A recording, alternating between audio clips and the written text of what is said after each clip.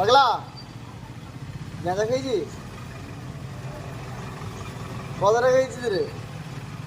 ডিম ডাইট নিয়েছিস নাকি? আর সত্যি কথা বল, ডিম ডাইট নিয়েছি? গাঁজা কত টাকা খেয়েছিস? ডিম নাইট নিয়েছি? ট্রেনে করে যাবি? এদিকে দেখ না, এই সোজা হয়ে দাঁড়া। কত টাকা খেয়েছিস? একটা? তা এ মদ পথ খাচ্ছিস? হ্যাঁ কি বে, মদ পথ খাচ্ছিস কি? হ্যাঁ